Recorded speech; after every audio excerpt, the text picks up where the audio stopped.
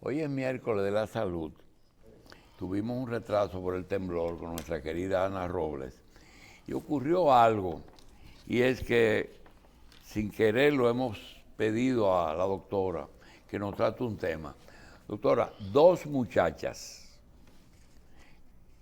de 24 años las dos, no tienen contacto una con la otra. Tienen un niño de 2 o 3 años cada una. No tienen pareja. Reportan, nos llamaron, dos variantes de epilepsia. Una con el cuadro completo y la otra leve, pero muy frecuente. Entonces le pedimos a la doctora Robles que hoy a esas dos personas le hablemos de epilepsia. Realmente, ¿es tan frecuente la epilepsia? Es lo primero. Muy frecuente, es una enfermedad neurológica crónica muy prevalente. ¿Qué se lesiona en el cerebro o en qué otro órgano se produce la lesión que produce la epilepsia? No necesariamente la epilepsia tiene que ser lesional, pero sí disfuncional. Y para hablar de epilepsia, el órgano y la estructura que se disfunciona es la corteza cerebral. Bien. Y específicamente la corteza motora cuando se trata de una crisis generalizada. Pero es en el cerebro. Pero es en el cerebro. Doctora, cuando un neurólogo tiene la seguridad de que se trata de epilepsia y no de otra enfermedad, o qué es lo que más se parece a la epilepsia, qué es lo que es el gran mal y el petit mal, que ya usted nos dijo que eso no existe, el petit mal. Realmente, no existe ¿cuáles son las características que un neurólogo dice, esa es una epilepsia y le instala un tratamiento? Bueno, esa pregunta se refiere quizás al diagnóstico diferencial y a la clasificación de las epilepsias. Entonces, las epilepsias se clasifican en generalizadas. No toda convulsión es epilepsia, pero generalmente todo el que es epiléptico convulsiona. Pero no toda epilepsia convulsiona. No toda, hay epilepsia no convulsiva. Cuando se habla de convulsiones es porque hubo una disfunción en la corteza cerebral motora. Pero las otras epilepsias que no son convulsivas es porque hay disfunción que puede ser de la corteza visual, de la corteza olfatoria y sensorial. Entonces, con relación a lo que la pregunta que usted hace, hay dos grandes grupos de epilepsias, las generalizadas y las focales o epilepsias parciales. Cuando hablamos de las epilepsias generalizadas, estamos hablando de una disfunción de ambos cortezas, de ambos hemisferios cerebrales, y cuando estamos hablando de la epilepsia focal, antiguamente llamada parcial, nosotros estamos hablando de un grupo de neuronas que se disfunciona en un área específica del cerebro. Bien. No todas las epilepsias se manifiestan, como usted dice, como grande, que es la tónico-clónica generalizada, que es la que todos conocemos, que es el gran mal. Ya esos términos están cada vez más en desuso, y generalmente hay otras condiciones como el estatus epiléptico, que es una persona que tiene una convulsión que dura más de 30 minutos. Algunas cosas para desmitificar la enfermedad. Primero, es una enfermedad milenaria, porque hasta en la Biblia aparecen que eran catalogados como endemoniados. Sí. Y el otro elemento es que la espuma que a veces producen los epilépticos, no se trata de que la enfermedad produzca espuma. Explique por qué pasa en la boca cuando se respira en esa forma que la saliva se hace espuma. Generalmente la epilepsia generalizada, como acabo de decir, y tónico-clónica, que es el gran mal, que es el que todo el mundo le llama la gota, sí, porque caen, primeramente hay una fase de alteración o pérdida del conocimiento desde el principio, seguida de una fase de hipertonicidad, una fase de tónica, en la cual se aumenta el tono muscular general y también en los músculos de la cara.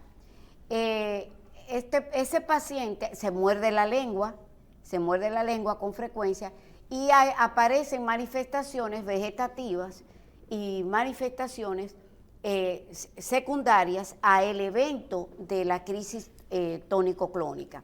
O sea, este tipo de pacientes generalmente se muerde la lengua, que es una de las evidencias importantes que a veces tenemos para el diagnóstico. Esos pacientes tienen relajación de esfínteres, o sea, pueden orinarse, pueden relajar esfínter anal también, y estos pacientes tienen hipersalivación porque hay por así decirlo, al estar rígido, se pone rígido el movimiento respiratorio y hay un tema con el intercambio. ¿Tiene una edad en que tradicionalmente se inicia y una edad en que cesa o es de por vida? Mira, esa pregunta es bueno recordar que cuando vamos a hablar de epilepsia y vamos a hablar de causas, lo primero que tenemos que hacer es clasificarla por el grupo etario. Y esta enfermedad puede ocurrir desde la vida intrauterina, puede comenzar, y no es lo mismo una epilepsia en un neonato. Cuando un niño nace convulsionando, generalmente nosotros tenemos que buscar una causa, que generalmente puede ser una hemorragia cerebral, una lesión, un problema metabólico, puede ser una malformación de inicio, algo así. Ese tipo de epilepsia generalmente son lesionales y tienen una causa y muy frecuentemente metabólica y la parte podía ser genética. Luego, doctora, para que siga, dos cosas comunes de las dos muchachas que me llamaron. Una es mareos frecuentes, no ataques de epilepsia como se describe, sino mareitos frecuentes. Y las dos, pero no me dijeron si era hiper o hipo, las dos tienen problemas de tiroides. Bueno, el tirón, no, le voy a decir, lo primero que es el diagnóstico diferencial. Cuando una persona pierde el tono muscular, que puede tener o no alteración de la conciencia desde el principio, hay que hacer un diagnóstico diferencial que es con el síncope. Con muchísima frecuencia, personas que tienen síncope, es decir, que se desmayan, son diagnosticadas como epilepsias, y muchas personas que son epilépticos generalmente han sido diagnosticados como que son crisis sincopales. Hay que recordar que el diagnóstico de la epilepsia, lo más importante es la anamnesis, es decir, el examen físico y el interrogatorio es la cosa más, sobre todo el interrogatorio y la presencia de testigos que te puedan decir qué pasó. En el electroencefalograma aparece un cambio. En el electroencefalograma, mira lo que pasa, para hacer diagnóstico de epilepsia, es una persona que tenga dos crisis con un intervalo no menos de 24 horas, porque no toda convulsión es epilepsia, y una primoconvulsión y una sola convulsión no te permite a ti hacer el diagnóstico de epilepsia.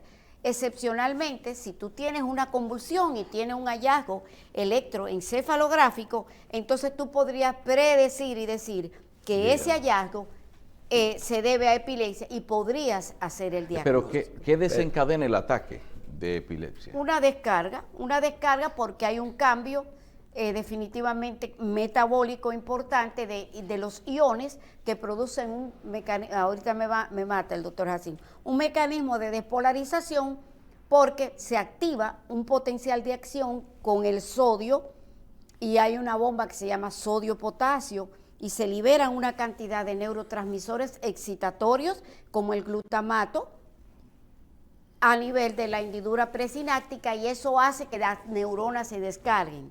Y precisamente en esos puntos de acción es que se dirige el tratamiento.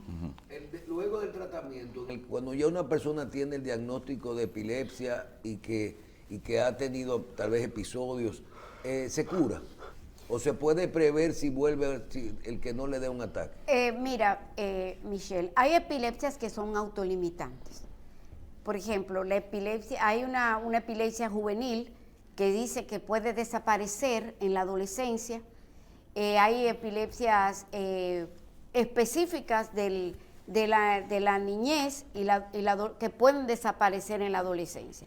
Es decir, hay un grupo de epilepsias benignas, por ejemplo, la epilepsia rolándica benignas. Pero no se puede prever que no te va a volver a pasar.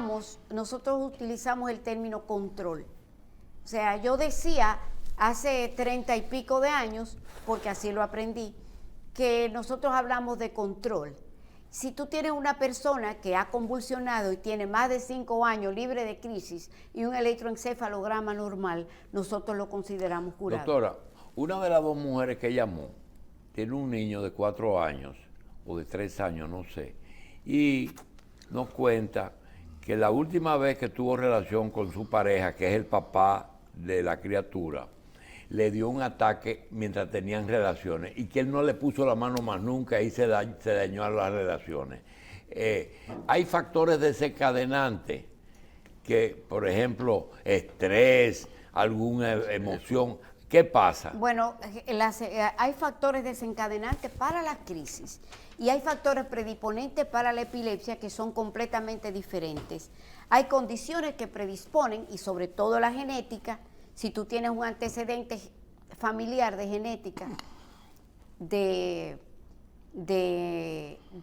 que has tenido epilepsia, es probable que tú tengas esa predisposición genética, que es una de las causas número 1 para la epilepsia. Y hay otros que son factores precipitantes de crisis, por ejemplo, la hiperventilación, el estrés, la falta de sueño, a veces la luz brillante, y todas esas cosas y la falta de hidratación pueden predisponer, pero cada paciente tiene en particular un factor precipitante. Ahora, durante la actividad sexual se maneja mucho estrés, hay hiperventilación, hay una serie de cosas y puede ocurrir una crisis. Y los casos cuando te repite, es cierto que es como un temblor de tierra. Veo que cuando una gente le da un ataque de epilepsia y dice, espérate que puedes repetir en 15 minutos, 20 minutos el Racimos episodio. de crisis. Hay personas que tienen una convulsión y repiten lo que nosotros decimos un racimo, un clúster. O sea, tienen una convulsión ahora, otra y otra. Pero déjame decirte, Michelle, que hay epilepsias, por ejemplo, en las crisis de ausencia. A la ausencia, el petit mal no es petit mal, es un gran mal de verdad, es malo, bien. Es malo. La diferencia está en que cuando decimos petit mal, creemos que es pequeño y no es pequeño, y es una crisis generalizada. La diferencia está en que ocurre en niños.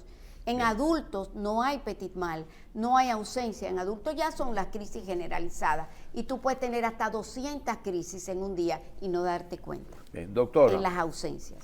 Doctora, sí. En la Biblia solo aparecen 2 enfermedades milenarias, la epilepsia y la lepra. Desde el punto de vista social, las 2 causaron problemas y siguen causando. Esa preocupación de que la gota, ese le da la gota, es un factor excluyente socialmente ahora mismo.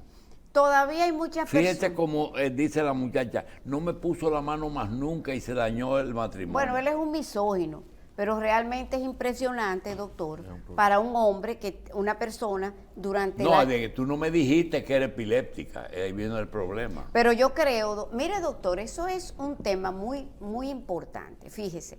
Nosotros discutíamos en el Hospital Gautier y decíamos para esa época que cuando una mujer es epiléptica, lo primero que tiene que decirle a su pareja es que es epiléptica, porque él va a tener que cargar. Y donde trabaja debe decirlo por también. supuesto, porque además esa persona, ese hombre, va a cargar con el coste económico que representa la epilepsia. Y es alto. Alto. Con las nuevas drogas que hay ahora, porque hay un advenimiento de drogas que tienen muy buen control con menos efectos secundarios. Generalmente teníamos 4 medicamentos que le decíamos los 4 jinetes del apocalipsis, que era la fenitoína, el fenobarbital, la carbamazepina y el valproico, y todavía con esa controlamos el Doctora, 60% de las crisis. esos cientos de congresos que usted va, Pero que yo voy a la clase. Algunos tiene que haberle hablado de esto que yo le voy a tratar. Usted sabe que hay enfermedades que limitan el rendimiento de las personas. Porque si tiene la enfermedad, pues, bien, pero también hay muchos que limitan el cerebro de las personas. Un epiléptico dedica mucho tiempo a preocuparse por la enfermedad. Yo diría que un epiléptico que no tenga, porque la epilepsia tiene comorbilidades. Una persona epiléptica y solo epiléptica que tenga crisis recurrente y que tenga un nivel de inteligencia normal, eso no hay ningún problema. Ahora, si tú tienes una comorbilidad, como que además de que eres epiléptico, tienes un poco de retraso, que con cierta frecuencia hay una asociación entre epilepsia y algún tipo de retraso e incluso autismo, la epilepsia tiene muchas comorbilidades. Entonces, si tú tienes una epilepsia sin comorbilidad, es mucho mejor pronóstico que si tuvieras una comorbilidad. Eso quiere decir una enfermedad asociada con otra enfermedad. Doctora, en el caso, usted mencionó lo importante de cuando un familiar debe de conocer que su pareja o su familiar es epiléptico, porque usted menciona, tendrá que cargar con el costo de esto. Nosotros vivimos un caso que lo vimos, que es lo importante de que un familiar o un acompañante de una persona conozca cómo tratar a un epiléptico en el momento de que se tiene un ataque. Porque vivimos un caso en el que el acompañante estaba preparado y pudo sacar a la persona del ataque. Decían que si no le agarraba la lengua, la sacaba, se podía. Michelle, Háblenos de esa capacitación. Sí, pero hay algo que quiero decir. Yo no quería decir eso porque está hablando de la doctora Robles desde el 88, lo que quiere decir que la doctora Robles hace mucho que está ejerciendo. Pero aparece un trabajo que tiene que ver, Michelle, con la pregunta que tú estás haciendo, que dice los primeros auxilios. Pero en este trabajo del periódico Hoy, del 88, la doctora habla de todo lo que nosotros estamos hablando aquí. Prejuicios, que es lo que acabamos de hablar, de una enfermedad controlable. Enfermedad controlable, ayuda de familiares y lo social. Es decir, nosotros estamos repitiendo algo que usted hace 20, 40, casi 40, 35 años. Y no hemos podido sacar la epilepsia de las sombras. Aún ese trabajo, que es de finales de los años 80, aún la epilepsia sigue en las sombras. ¿Y esa quién es, esa señora? Amanda Miguel. Ay, Dios. No, ella comenzó a temprana edad, sí. Yo soy una niña prodigio. Muy bien. Doctora, dígame un poquito sobre qué tiene que saber a nivel de primeros auxilios una persona que acompaña o que vive con un epiléptico. Lo primero es tratar de mantener la cabeza que no se golpee y fija, pero jamás en la vida ponerle palitos en la boca, como nos decían antes, solamente ni pañuelo, ni bajalenguas, ni palitos, sino ponerle la cabeza lateralmente para que pueda liberar las secreciones, la saliva, y no se ahogue. Nosotros, pero sobre todo cuidar de que cuando esté con la crisis no se golpee la cabeza. Eso es lo primero que tiene que hacer, dejar que la crisis pase y evitar que se golpee la cabeza u otros órganos. Si la crisis dura más de 10 minutos y hay una crisis detrás de otra, es la única indicación, o si la paciente está embarazada, de llevarla a un hospital. Pero doctora... Porque generalmente, perdón Carlos, cuando comienza una crisis, montan a una persona en un carro, cuando llegan a la emergencia ya despertaron. ¿Y qué me pasó? ¿Y qué me pasó? Ahora, si esa persona no despertó, entonces definitivamente hay que llevarla a un centro. Si tú sospechas, fíjate, hay un caso importante que no es epilepsia, pero es convulsión. Una persona puede tener una convulsión relacionada con un nivel bajo de glucosa de 40 miligramos por decilitro y puede convulsionar. Esa persona, si tú tienes la sospecha de que se trata de que hay un bajón de azúcar, como dicen las personas, hay que ponerle algo dulce en la boca, porque puede que no sea epilepsia y puede ser que sea una convulsión por hipoglicemia. Dime, Carlos. No, que entonces del ataque de epilepsia nadie se muere, pero sí puede por una comorbilidad o por uno de esos golpes que pueda darse durante las convulsiones. Pero así es, pero hay un acápite y un capítulo en neurología que se llama la epilepsia y muerte súbita, como le pasó al hijo de John Travolta. Bien. Doctora, o sea, se puede morir una persona. Sí, si muerte súbita se describe. Nosotros queremos decir, de epilepsia hay la necesidad de seguir hablando porque parece que la frecuencia es más alta. Yo quiero, para terminar esta conversación, que la tuvimos limitada por el temblor, doctora, tengo que agradecerle que usted hizo posible que yo conociera a la doctora Franque.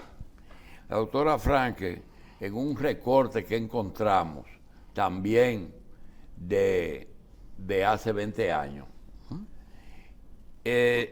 dice algo que es el gran problema de la seguridad social, que tú vas a un médico que no conoces y entonces ese médico no le da la oportunidad ni al paciente de ofrecer y recibir servicios que la doctora recomienda, humanizar su ejercicio y sus servicios. Realmente, dentro del contexto de ahora, que se ha puesto tan lejos como una computadora, la humanización ha desaparecido en un alto porcentaje, ¿verdad? Lo que propone la doctora Frank. Yo creo que de hace mucho tiempo no existía. Yo creo que hace un tiempo se manejaba, por ejemplo, el Seguro Social, nosotros teníamos el privilegio de manejar mucho menos volumen que en salud pública, por ejemplo. Sí. Pero a veces yo veo veía muchos colegas malhumorados por alguna situación que habían tenido en su casa o lo que sea. Y de una manera u otra, la primera persona que veían era el paciente. Y yo veía cierto grado de maltrato a esa persona que iba a buscar un servicio. Y yo debo decir que independientemente de lo que digan de los hospitales públicos, cuando una persona va a un hospital público, falta todo, pero siempre hay un médico y siempre hay una enfermera que lo atiende y le da servicio. Y a veces yo veía en mi experiencia en el Hospital Santo Socorro, cuando venían esas madres y esos niños, a veces solamente por ver la figura del médico y solamente por darle la queja y decirle, a mi hija le duele la cabeza, sí, mi hija convulsiona. Mire, doctora, la niña que usted atendió desde los 8 años, yo se la traigo 5 años después, pero está embarazada. Bien. Y cosas así. Yo creo que eso tiene que ver mucho con la individualidad. Ahora, todo lo está condicionado y todo está hecho para que esa persona que tú tienes frente a ti no sea un paciente, sino un cliente. Y ya tú no tienes una mesa con pacientes, sino llena de papeles, a lo que yo siempre me rehusé de las ARS para firmar. Ya no tenemos pacientes, tenemos clientes. Hay gente que te dice el añoñamiento no está incluido en la consulta. No es un tema de añoñamiento, pero hay que escuchar generosamente. Sí. Añoñar y ser sabroso, o sea, Eso es otra cosa. Es una cosa, pero la escucha generosa es la clave para la humanización de un servicio. Doctora, humanización y epilepsia no deben de ser un solo programa, así es que nos preparamos para ver a Amanda Miguel, ¿verdad? Exacto. Gracias, doctora. A usted.